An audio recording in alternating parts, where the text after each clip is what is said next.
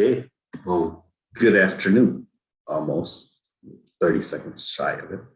This is Peng here, he, him, his with the Men Masculine Folks Network. So awesome to be here and be back with all of you. It's been like 2-3 weeks that we were not on live, but we for sure will be here and continue these conversations again on how we as men and masculine folks continue to practice being healthy, not only in our lives, but in the lives of the people and the relationships that we're in. So grateful today that we have two great guests who will be joining us as well here, and who are joining us, I should say, Hunter and David, and they'll introduce themselves here in a bit as well too.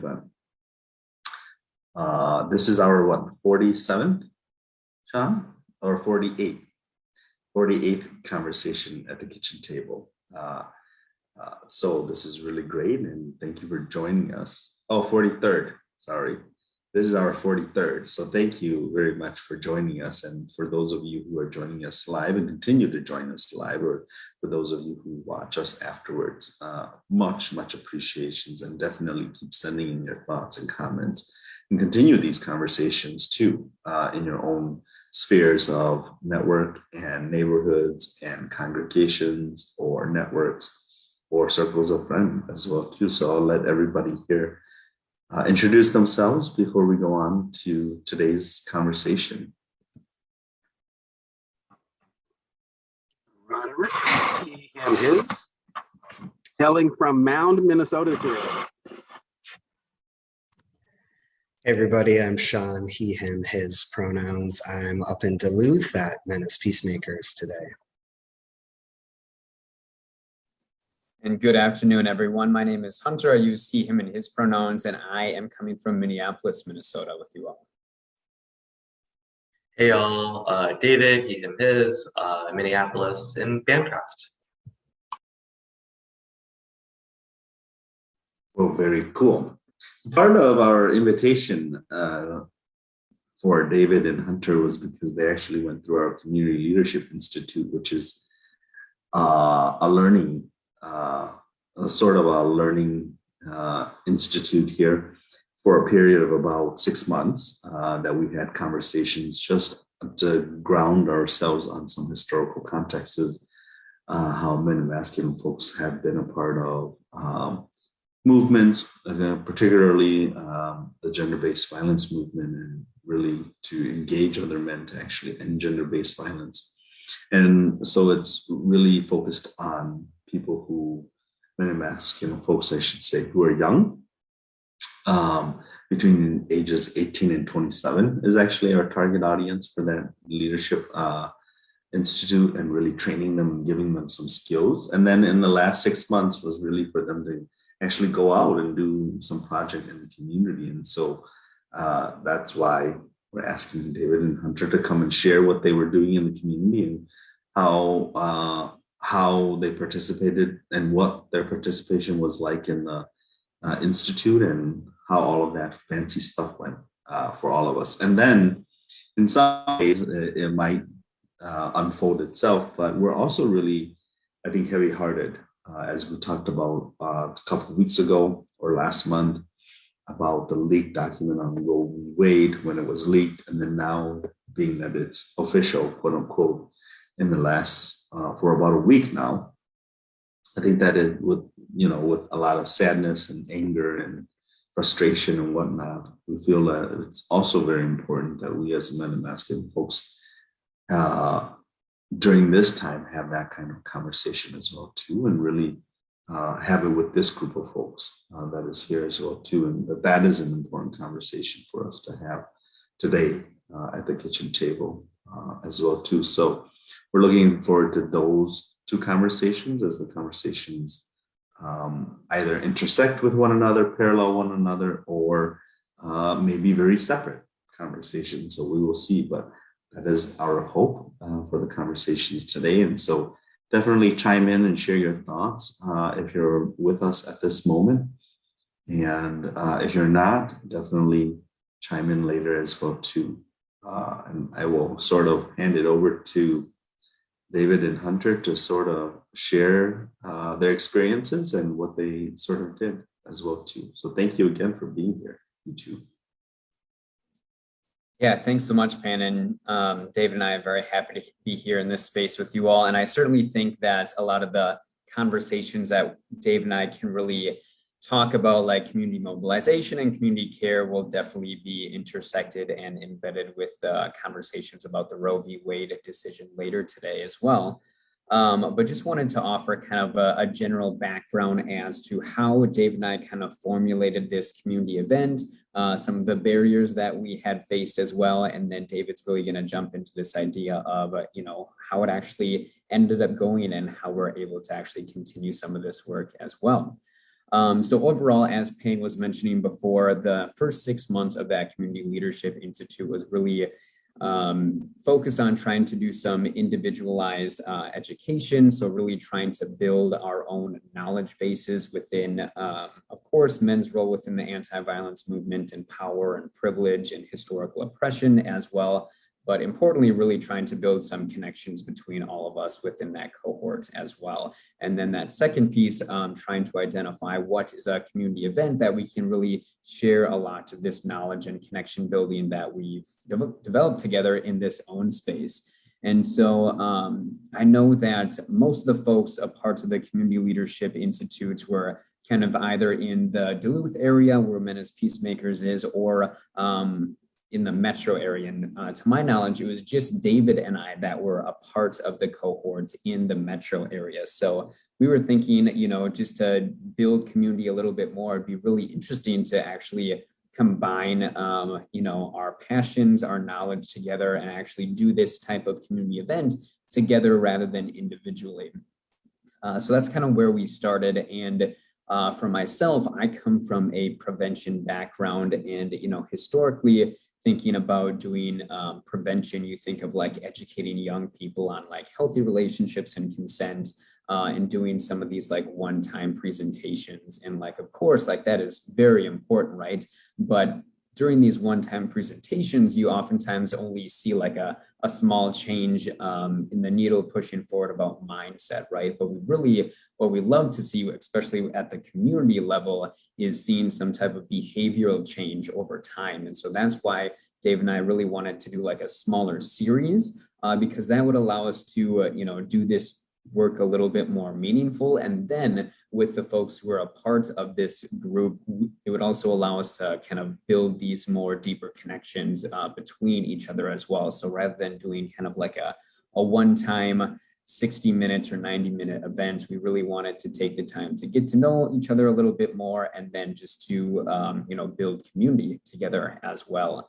And so the folks in which we tried to, branch out in the community and do these events with were just kind of our closer friends themselves, right? And so overall, I think we got about 6 total members overall. And so, of course, this is a bit of a smaller group, but I think in some ways, whether we would have had, just me, David, and 1 or 2 other people, or if we would have had 30, it's always just really amazing to have that sense of community. And actually, now that we've been able to see it build and kind of continue throughout that time, has been really exciting as well.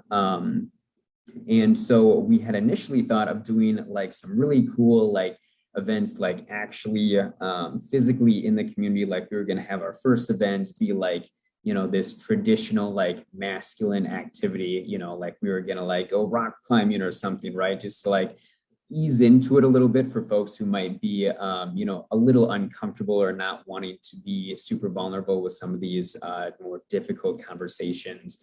So kind of ease into it a little bit like that. And maybe the second series, we would have like do yoga together and, finish up with kind of like creating something together. But of course, just we wanted to make sure that we were taking some precautions with COVID and everything. So we did end up doing it virtually. But just the conversations and the community that were built and what we've been able to kind of sustain throughout that time as well, since we started this in, I think March, if I remember correctly, David, and we've been able to do multiple meetings throughout this, the last 3 or 4 months as well. So that's kind of just like the general background and gist of kind of leading us up to the event. But I'll pass it over to David if David's able to kind of get into the nitty gritty of, what we actually did. Yeah, thanks so much, Hunter. I feel like you did like a really great job of kind of speaking to what exactly it is that we were doing. And I feel like when you're talking about that and talking about, oh, like what it'd be like to like for you coming from like a prevention background and an education background, being like, oh, like we're gonna put on this event, and maybe we're gonna get it like, partner with a couple of different nonprofits or organizations or collectives, and maybe they'll reach out to their members and then realizing, hey, like just because we've been like trained to have this mindset based off the work that we do doesn't mean we have to necessarily do it this way, right? I mean, like, oh, like if we are allowed to expand our imagination and ask, hey, like given that we have like the autonomy and we're able to do something that is like meaningful for us instead of worrying about like grant requirements or funding restrictions or whatever else it is that other folks are telling us to do, like what would actually be important to us, right? And coming to realize, hey, like, yeah, these are conversations. Yeah, it'd be great to have with 30 folks who you don't know. But at the same time, like, what would it be like to be able to share this with people who, Hunter and I knew, who we've mentioned briefly, like, oh, we're a part of this like community leadership institute with men as peacemakers, right? And be able to say, hey, here's a little bit of what we've been thinking about. Would love for you to share as well, right? Because I feel like very often for men and masculine folks, or you know what, I'll just speak for myself. For me, I feel like it's like I'm a little bit hesitant to kind of, talk about things like this unless there's like an invitation, right? Like, oh, this is the right time, what if people aren't in the mood, et cetera, et cetera. So like Hunter was saying, we brought together 6 folks. Omicron was a thing. I ended up spending a lot of time online using this platform called GatherTown. It was kind of quirky, kind of fun, kind of broke the doldrums and the monotony of being on Zoom the entire time. And eventually we got together for a couple of dinners.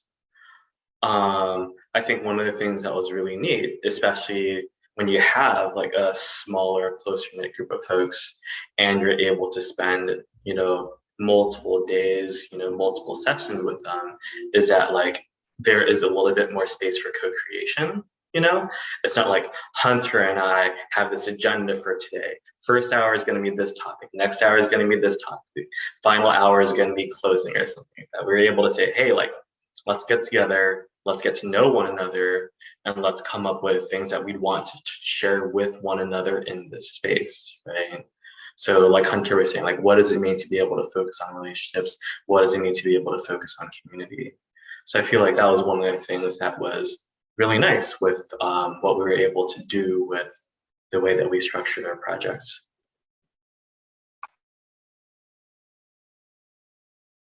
I think I appreciate that so much. The two of you sharing, first of all, and all that you both actually put into it in terms of effort and being able to actually think through how it could be done, and that it didn't need to be like something very grand, but that it could be something as simple as, hey, let's just talk about, have conversations, get to know one another with the friends and folks that we already are in relationship with, right? And I think that is so in alignment to what we continue to always offer through the kitchen table to people who actually are with us and joining us in the conversations, is that to go and do that, right? To go and do those kinds of, and make those kinds of connections or deepen those kinds of connections, and to be able to actually really focus on the relationship part of it and really focus on the community part of it, as you talked about, David, because those are two essential values that I think we as men and masculine folks are oftentimes don't have, or may lack, or am missing, or may not know how to be a part of, because we're taught to be very individualistic. We're taught to just be our own man, quote unquote, and our own person, and that we should not be connecting with anybody in that way, or we should not be. So our relationship with ourselves is even lacking at times as well too. And so I really appreciate hearing that and being able to have that kind of an insight that the two of you are sharing is really helpful and encouraging, because I think that it is something that is not, we think that it's not simple to do, to David's point earlier on about if I didn't get an invitation to it, is this an appropriate time to have these conversations? You know, and would men and masculine folks actually come and have these conversations? Or I don't want to tell anybody that I'm doing this, you know, or I don't want to be telling anybody that I'm a part of this men's group or masculine folks that has these kinds of conversations, because what would they be doing, and how would people, meaning what would people, how would people be judging you? That's what I'm trying to say, right? Or what would people think of me if they knew that this was what I was doing, or these are the kinds of conversations I am having? And so I think that, and partially part of you know, the thread to the kitchen table conversation that we've been having is that it allows for men and masculine folks to actually do it in, obviously, in their own homes and privately as well. But we would hope that you actually take these conversations out, as the two of you have done, and really start, you know, and have it with the people that you know, and say, hey, have you ever thought about this, right? And so I think that I really appreciate it, and I always appreciate the two of you and your leadership in doing that work and getting out and actually connecting with one another to do it as well too, in that partnership that the two of you actually teamed up and did it. So it's wonderful to hear continuously. Yeah, and I think something that was also really cool to see, you know, as David was talking about before, we didn't want to have like this really concrete structure that folks really had to follow and feel like, you know, there was a huge amount of power in the room that Dave and I were trying to kind of enforce on everyone else, right? And so obviously kind of we encouraged conversations like, you know, generally we're interested in, you know, talking about power and privilege, you know, masculinity and what it feels like to be a man or a masculine person in today's society, things like that. But it was really interesting to hear some of the themes or concepts that the other participants had brought up themselves. So looking at like, you know, self-care and well-being throughout the pandemic. One participant actually brought up how like COVID and masculinity is like really closely intersected, because he had felt like, you know, within masculinity, there's this like invincibility idea, like, oh, I'm a man, I can do whatever, I'm not going to be harmed. So at first, that was like his reason for not initially getting vaccinated, because like, oh, I'm a man, I'm strong enough to like not, you know, have to worry about these different things, right? So really looking at some of those interesting intersections, looking at, you know, masculinity and this idea of like fitness and health, and how men should really be very invigorated and be within these spaces. And if you're not, kind of what some of those like social consequences might be for the folks who might not participate in those areas. So I just think it was really cool to see how, you know, folks certainly have thought about this themselves, but as Ping was saying before, just like might not feel comfortable or vulnerable enough to like bring these conversations or ideas up in other spaces if they don't feel comfortable or safe in that environment. And one piece that I just wanted to share is that one of the participants, one of my peers that I had invited, I had never really had these like deeper conversations with him before. And so I just thought, well, I would invite him just to see what he thinks. And at the very least, it'd be wonderful to have him just be a part in an observer to some of these conversations. But he ended up actually being one of the most vocal people throughout the entire series. And so I think that was really cool to see. And I hope that he also, you know, received a lot of benefit throughout that experience as well. Yeah, so just wanted to kind of pull out a couple of the pieces that were really interesting talking points throughout the series too. Roderick, you wanted to say something? I was wondering if your imagination got bruised. You talked about, right, recrafting sort of the sort of nature of the engagement, and that kind of freed your imagination. And so I was wondering if you know, if that got bruised in any way, and if it did, right, in doing this work, what you did to unbruise it. And it may not have gotten bruised, but I'm thinking there are things you're like, oh, maybe we would have done that a different way the next time. So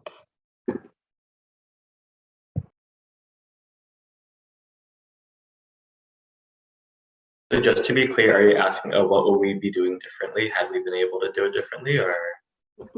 No, just kind of in this work. See, there are a couple of really things I think you did that were like brave, like asking people, inviting them to decide how to get to know each other. I think is something really brave and rather not prescribed, right?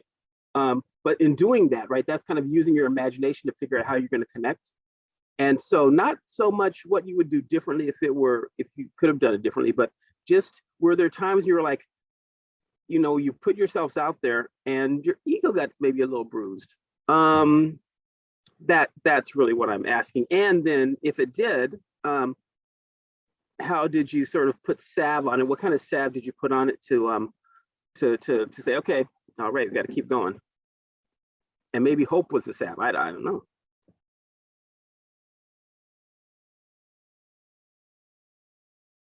I think one idea that comes to me is that I think it was a smaller conversation, is this idea between like nature and nurture, like between biology and socialization. And I think that was just briefly brought up. And I think, you know, just for me personally, I really think closely about this idea of socialization and how we are raised, and, you know, how, you know, masculinity is very ingrained for everyone, but of course, what it means to be a man in our society. But then, you know, another person in the group had really kind of taken the perspective of, you know, a lot of the behavioral pieces and why men and masculine folks act the way that they do is rooted in biology. And so I think we tried to balance this fine line about like this idea of both and rather than fully either or. So really being able to bridge some of these conversations together, as in sharing different perspectives. And again, I think we didn't touch on this, but at the very start, we did try to have just some, you know, small like group norms, like, of course, be respectful, share whatever you're comfortable with, whatever goes or whatever is shared within this space, don't share it outside, things like that. So I think because of those smaller pieces, we were able to embed at the beginning, also encourage more vulnerability, but knowing that, you know, folks from very different perspectives, even though there was only 6 of us, was certainly apparent within our little group of 6 as well.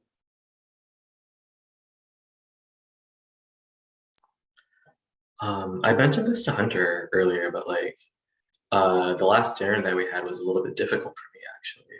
I felt a little bit left out. I think that there were a lot of folks who, you know, had a lot in common that I wasn't really able to relate to, and so I didn't find that I was able to speak up, you know, very much at all, like during that evening. And I think like kind of the takeaway is like, oh yeah, like when you like decide to go in the, you know, pathway of like emergence and vibes instead of structured conversation, that is always a little bit more of a possibility. Or like you're not going in a circle and making sure everyone gets to talk, then that's obviously more of a possibility. And I think like, yeah, like you mentioned what was a salve, right, Roderick? And I feel like, yeah, trying to make sure for me at least, it was like, how do I not get too into my head, right? Being like, hey, like there are so many things that are going on that lead to something like this, that try to make sure I don't take it too personally, right? And then realizing that, hey, like even though we aren't trying to, Hunter and I aren't trying to be like the, you know, people in charge, you know, we still hold a little bit more power as folks who are technically facilitators, right? So that we are able to, you know, butt in or speak up or, you know, steer the conversation in a certain direction if either of us want to in the future.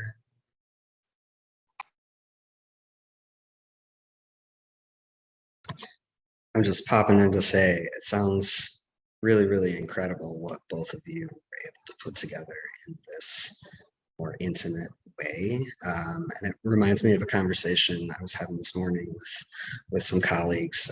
We had been talking a little bit about the overturning of Roe v. Wade.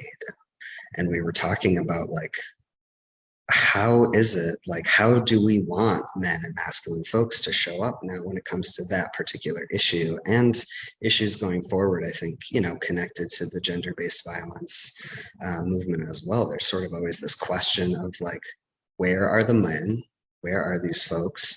And then the ones who do show up are sort of, you know, like, what is their intention of being there? Are they the guys who are there setting up chairs and helping hand out food? Or are they the guys who are there sort of waiting for their cookie, as one of my femme-identified colleagues had said. And so just, yeah, I was thinking about that, how oftentimes it's just like we go to that, like plan an event at a community center, and it's sort of like this, I don't know, maybe it's tried and true, or maybe it's a little bit old and stifling, depending on your vibe. But I think the way that you two went about it and how thoughtful you were about, like, what is the why of this? Do we want to get 30 to 60 people in the room just to maybe take away one or two things and that's it? Or do we really want to like dig in and invest in this smaller, more intimate way where like relationships actually can be built, and then they can continue to be built? It's like the possibilities there are maybe very different than had you had a podium and 60 people listening to you talk about whatever important things you wanted to talk about. So yeah, I love that it it feels real to me. It feels like just, yeah, you were getting a group of guys together and talking about some important stuff. And I think it's a great example for me, and I love that vibe. Yeah, so I don't know. I feel very proud to know both of you and to be able to hear about how this went for each of you.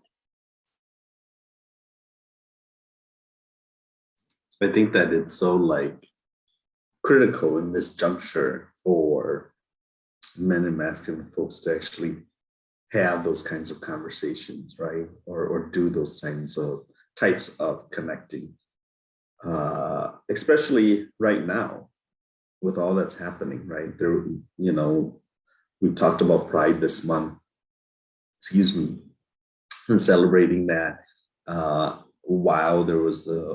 While what happened was the shooting in Buffalo, and then the Uvalde school shooting as well too, where the kids were killed at the same time, right? And then the month is not even over yet, and then you have Roe versus Wade being overturned, and then you also have like the federation, the sports federation or whatnot that is in charge of the Olympics and other sports arena saying that trans folks can't actually cannot participate if they had gone through puberty already by the age of 12, and they decide later on that they're going to transition medically or whatever, that they cannot participate in the desired sporting that they want to actually participate as the identified gender that they're identifying with now, right?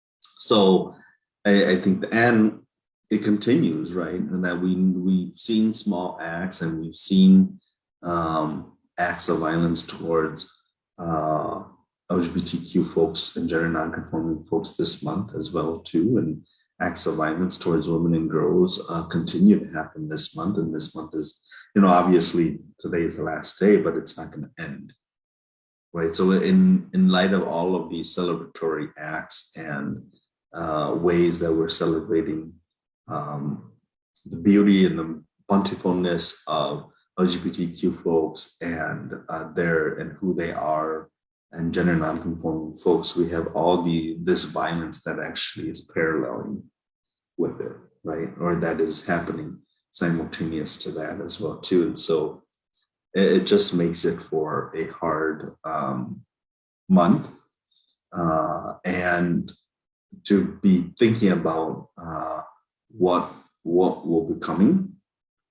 It could be at times scary, could be at times hopeful, could be at times nerving, and could be at times anxiety producing, or it could be at times, to David's point earlier about creativity, like what can we be creative about moving forward, right? And so I think that it is so very important that we were just having this conversation at the Leadership Institute the other night. It was like, what is our legacy? If we think about men and masculine folks, and we think about our own legacy of what people will say 10 years from now or 50 years from now, what do we want people to say about ourselves, right? What do we want our families to say? Or 30 years from now, what are we going to be? What is the conversation we're having with people? Like, when these things were happening, what were you doing? Where were you, right? And I think people talk about, like, every time they celebrate 9/11 of like, where were you that day? What was happening, right? What were you doing? Because it's so significant in people's lives. And I think that we still have people who were around 50 years ago when Roe versus Wade was actually like made, the law of the land, quote unquote, for a short period of time, and who could talk about and who do talk about what it was like before Roe versus Wade. And then now we're going to be talking about like after, post, Roe versus Wade, what our society is actually and communities are going to actually be looking like as well too. And so I think that that's why it is encouraging to hear what the two of you have done, and we're hopeful, and we continue to make sure that we as men and masculine folks, I for one have been committed to making sure that we continue these conversations of how we as men and masculine folks navigate these issues and the complexities of these issues, because it isn't just about our own health and the way in which we want to practice masculinity as a single issue, as we've always talked about, is that we understand that it actually intersects and threads many other issues and complexities and identities throughout our entire lives as well too. So we have to actually look at it from all of those angles, right? And cannot just be looking at it as we talked about a couple months ago to Roe versus Wade is pro-life or pro-choice only. Talking about it in that binary way doesn't allow us to actually see the opportunities or the ways in which people's lives are so nuanced, right? And the kinds of navigation that people have to do with their own values or with their own morals and things like that, right?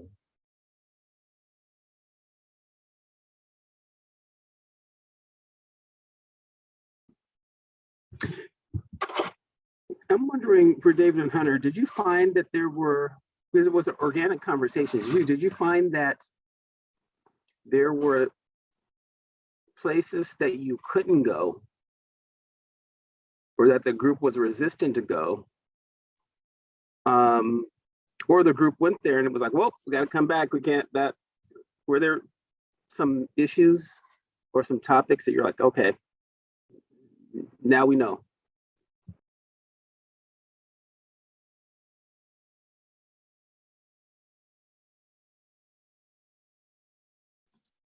I'm trying to think offhand, and David, if I'm incorrect, please correct me. But I can't think anything that comes to mind right away, Rondrick. But I do remember feeling like, oh, I would really like to dive into this topic.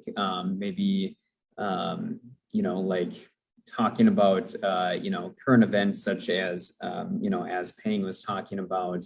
With Uvalde, I know that the second anniversary of George Floyd was coming up with some of those conversations as well, and feeling like I wanted to do some of those conversations, but for one, feeling even though that it was a space to be able to, be vulnerable, not sure on what people's, thoughts or opinions might be on that, and then also like thinking, at least from my perspective, and I might be too ingrained within this like academic perspective, but thinking like so much like education has to be made. And like if someone were to make a comment that was harmful in some way, like really trying to unpack that and take the authentic and meaningful time that it really does take to be able to dig into some of those nuances, or for example, like the Johnny Depp Amber Heard trial. So I don't think, looking back, I do wish I would have been more vulnerable with myself in regards to your question, Roderick. But I think, as I hope we're able to continue doing some of these events together, this group, and also bring other folks in who might be interested as well, being able to have some of those, more difficult conversations. Because in some ways, I think we only hit the tip of the iceberg, since these are like hour and a half conversations, and we've done them, 4 or 5 times. So there's a ton of work to be done, right? But I do think for myself individually, thinking back, like, oh, I wish I could have done that, or wish I would have been more vulnerable to bring up some of those topics, but didn't in the end.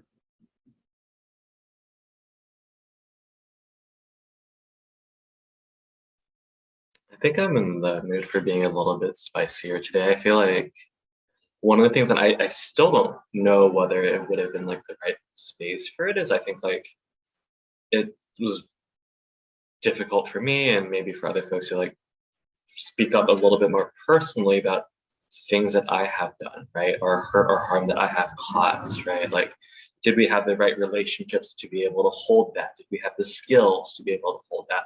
Are we in the right relationship to be able to talk about accountability, right? So I feel like there was, or I think that like, you know, in the space that we held and other spaces I've been a part of, there's a little more kind of like talking in circles, you know, a little bit more like theoretical or like high level without like really getting into specifics. I don't know, like I don't think I would have the skills to be able to, yeah, like hold space and bear witness for something like that. But it was also something that we didn't really do, you know.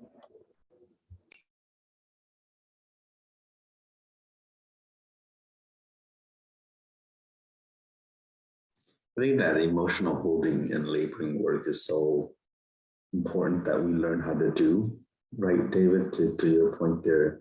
And we just don't know how to do that in many respects. And in some respects, some of us do. And in some respects, many of us don't know how to do that. And we have to actually be learning how to do that, because the burden then becomes of that emotional laboring and heart work, you know. That heart work is going to be then put on who?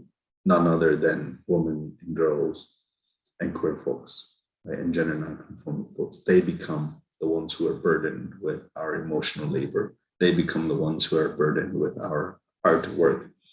And sometimes that has always been, quote unquote, what men and masculine folks have shared, right?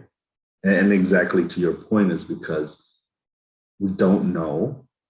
And in some respects, it is our fault. And in some respects, it's not our fault, because that, you know, to Hunter's point earlier about nature versus nurture, we weren't nurtured to do that emotional piece, right? So the emotional intelligence part of it, the heart work part of it, the laboring of that care and sympathy and empathy part of it, we have to build with one another. So you are exactly right that it may not, in your first one or two circle meetings and conversations, you may not be able to do that.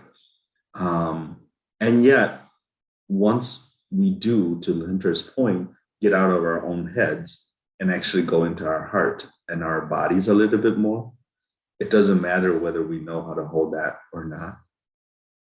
We will be creative enough to actually do that. And I think that that's like the human capacity of men and masculine folks, and the beauty of being men and masculine folks is when we get out of our head and when we stop talking to ourselves up here, you know, and we get into our heart and we get into our body and we start talking from that place, whether or not the men and masculine folks you're with, and depending on the relationship, right, or not even depending on the kind of relationship that you have with them, we'll know how to be with one another, you know. And that is something that I have bear witness to, and that I have trusted as well too. And then sort of the organic pieces that the two of you are talking about in terms of how things unfold, they will unfold from there, you know. And some things will close up and some things will open, right? And for us to not be suspicious of that, or to not be doubtful of that, or to not be fearful what may potentially open and what may potentially close, is really important as well too, because we live in so much structure, right? As men and masculine folks, what we know to relate to is hierarchy, and hierarchy of who is going to be the loudest man and masculine folk in that moment, or the alpha male in that moment, and then who's going to be the sort of weakest link And then how do I position myself into that so that I can be a part of this conversation? But when we start deconstructing that, it means that we're able to actually be in relationship in a different way, as the two of you have pointed out.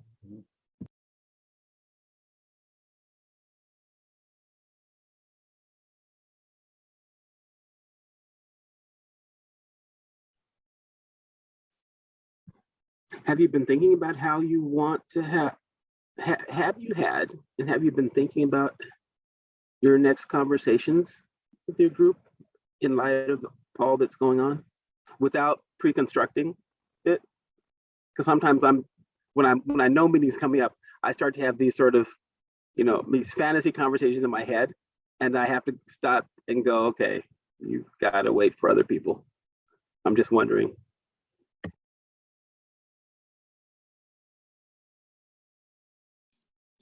At this point, I would say no, we haven't set up like another meeting. I know that I feel like in some ways, maybe more in like my closer personal relationships, like with family, friends that I like speak with more often, like I've been able to kind of decompress about some of these conversations. And so sometimes I feel like it's an afterthought, like bringing some of these conversations into that group. But I think really trying to have that in the forefront of my mind, because wanting to build some more community there as well. But David, I'm not sure if you have different thoughts, but I don't know if we quite yet bridged into some of these newer concepts or current events that have happened.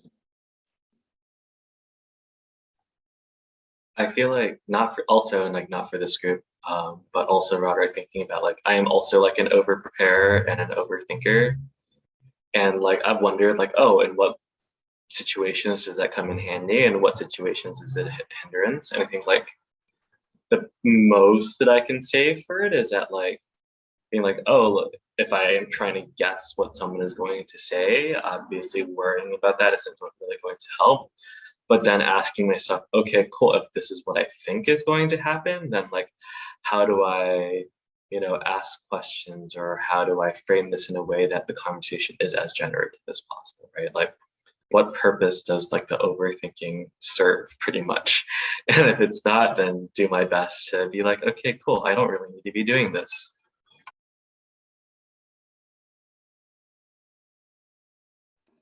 And on that point, really quick too, what David was saying, because I think I certainly overthink in advance of those types of conversations, and I also take the role of like the fixer. So if like anything is wrong in a situation that I have in a personal relationship, or like if I'm seeing anger or debates or whatever within that space, I think I feel like I have to fix it right then and there, and we have to come together and do something. But I think as Pang and everyone else has been saying, like really going into your heart rather than centering your mind into all of these conversations, because I think it is easier to let the situation ensue as to whatever is going to happen, because as Pang was saying, it's going to open new doors. Perhaps it might close certain doors, but I think there's more opportunity depending on what of those new doors are open. So I think I really have to pull back that idea of like trying to fix things in the moment all the time.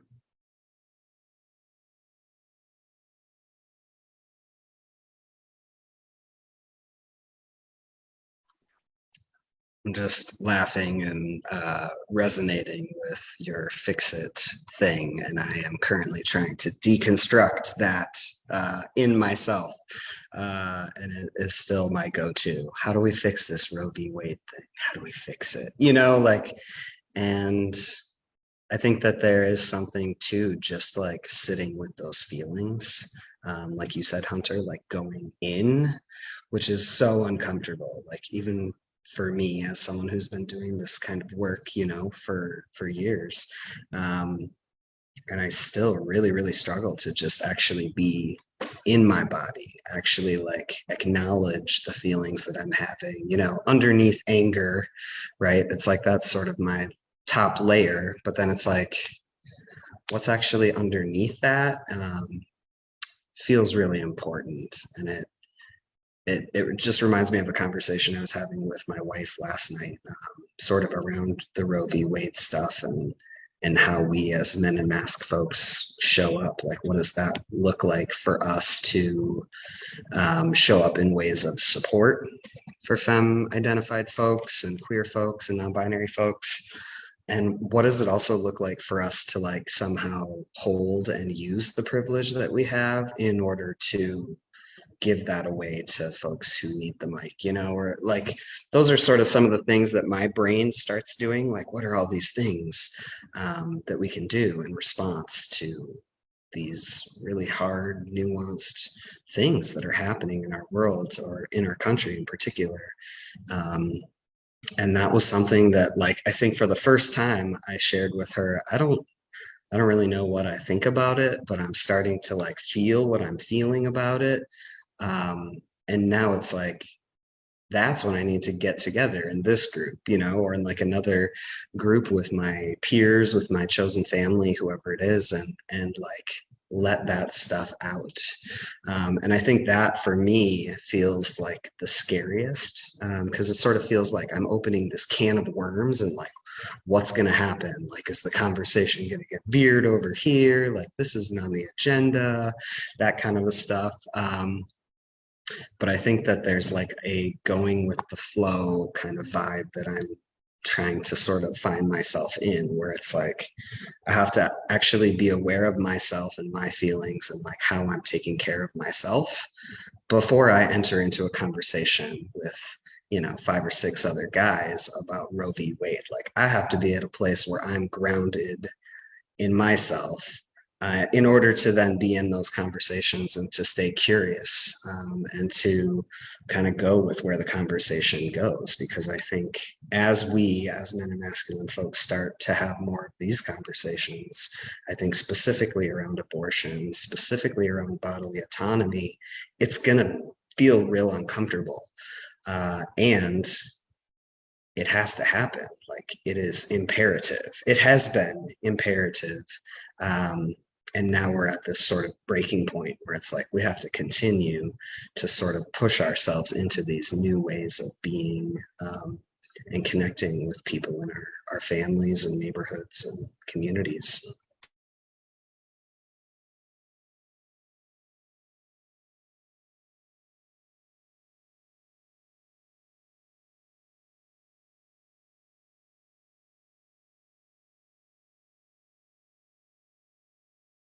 You know, I think that about even in this conversation, you know, in the last few minutes here, is what it takes to do transformation, right? To do transformation work, it takes a lot. To transform our leadership as men and masculine folks and to lead and to practice in a different way in our own lives takes a lot of work. Takes a lot of energy, a lot of patience with ourselves, a lot of frustrations with ourselves, a lot of anger moments with ourselves, and sadness moments with ourselves, and moments of like, oh, I thought I wasn't doing that anymore, but why am I still doing it? Or I thought I shouldn't be thinking that way, but that thought is still creeping up again in my head. And so I think exactly to some of what you both had shared, both David and Hunter had shared, is like being able to like construct, right? Construct yourself in some ways, you know, to what Sean was sharing, and then deconstruct it in the process, and then like construct it again, like putting yourself together and then taking yourself apart, and then that it's this constant motion and move of putting myself together and then taking myself apart, and then which parts do I move where, and then putting it back together and then going to the next thing, right? But if we are set in our ways, and we're set in like that, this is who I am, and then that's okay too if people are set there. And I've come to learn that if that is who you are and how you want to be, as long as you're okay with that, then I am good with that as well too. Then I know where to expend my energy in relationship to you, to what Hunter was saying in terms of like taking the time to fix or to learn and do the education. And I think what doesn't help in these conversations is when we aren't able to listen to one another in deep ways, right? And that is so important and so vital in these conversations with one another when the topics are so heated, or when the topics are so and issues are so keen to and close to home, and we feel so passionate or so involved in them, right? Because it ties to our morals and values or whatnot. Is that deep listening is really, really important, right? To be able to listen with curiosity, listen with an open heart, and listen with an open mind. To be able to say, how do we actually keep cultivating connection, even in the disagreement that happens, and the fact of like trying to agree to disagree. I'm not with that part. I am with the part of like when we talk about connection, trying to keep finding connection even in the discourse of not connecting, or in the course of us being pulled apart constantly. But what are the ways in which we actually pull in together?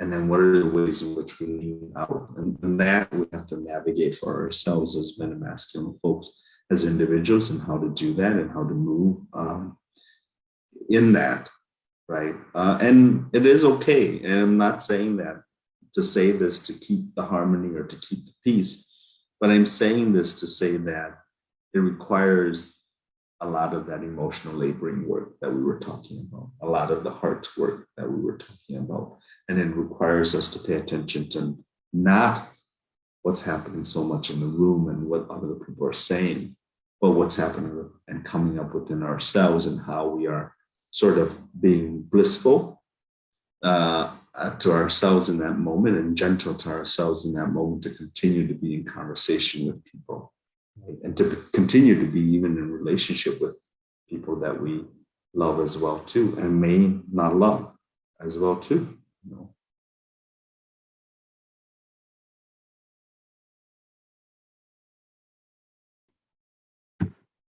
I appreciate that piece about striving for connections, because I and that qualification around hearing, because I think that and listening, because I think that sometimes I'm like, yeah, I'm listening, and I'm listening in the way that I usually listen, right? It may not be in the way that you want me to listen, right? And it may not be in the way that is finding connection, right? But I'm like, yep, heard you, I'm listening. And so digging a little bit deeper in that was helpful for me, because I was like, yeah, that's right. I'm listening to make sure I got it, but I'm not listening for anything beyond that, right? And can be so that's relationship stopping, right? Even though folks are like, yeah, you were trying to understand me. It really, I think it's not necessarily relationship stopping, but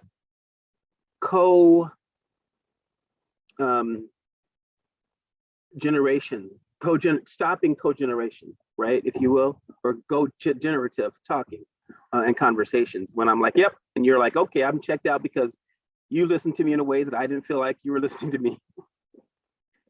And we got no farther. And I'll meet with you, I'll talk with you, but really the creative process that we need, right, betwixt each other ends there. So thank you for putting that extra.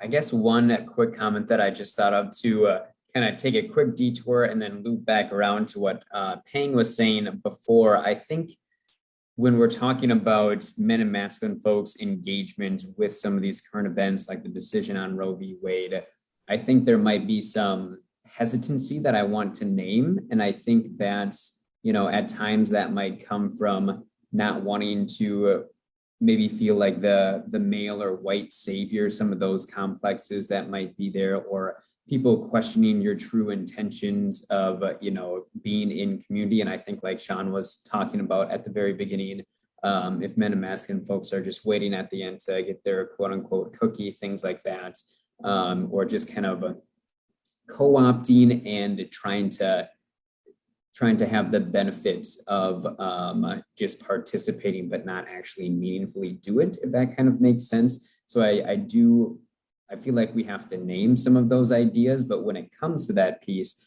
again, I think what I am also trying to battle with myself, so being aware of the fact that I have to do some more work in this space so I don't cause harm to myself or other people, is really getting, again, out of that mind fixated space, right? And going down to the body and offering up some of those connections, listening openly, looking for those connections, some pieces like that. So I did want to just address that small piece, because I do think that there are some men and masculine folks who are kind of on the cusp or the verge of being in community, but they might be second guessing based on some of those pieces as well.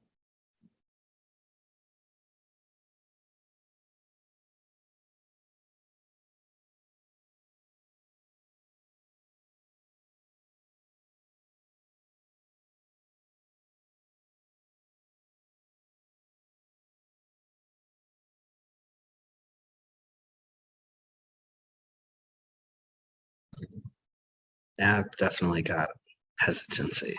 I appreciate you naming that. And I think for me, it's hesitancy, but it really comes down to doubt, doubt in myself, and fear of, saying or doing the wrong thing, which I know logically in my head, that's just inevitable. At some point, I'm going to be in a space and I'm going to say something, and everyone, femme folks, are going to be like, what, And that's when, community happens, is when they can be like, yo, Sean, no, that's not what we're doing here today. And let's talk about that, So it's like, even in those moments where I'm like, should I or shouldn't I, like that sort of like inching into the pool rather than just diving in.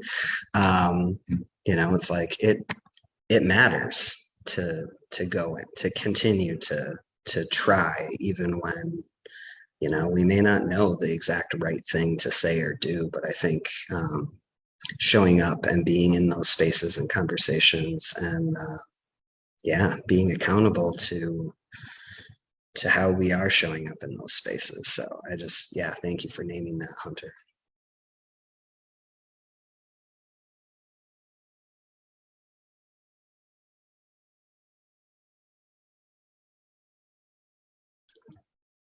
And I am seeing we are almost to the end of our time together here. So I just want to kind of open it up for folks here, my friends, if you have any final thoughts about this conversation, about David and Hunter's community project, anything. Let's throw that into the room and then I can wrap us up. I'll just say that, again, these conversations never fail to put stuff on my mind. In focus, right? Because stuff be on your mind, right? But it just kind of be on your mind. So it helps to put it there focused in context and with a challenge. And so thanks for your time today.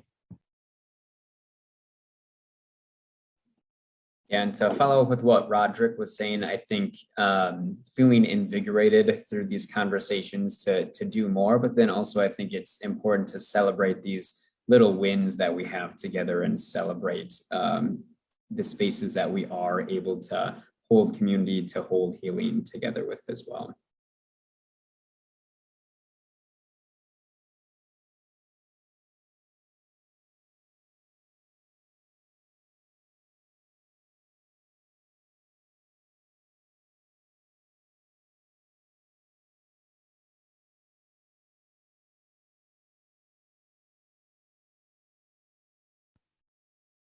Peng or David, any final thoughts, or we can wrap things up?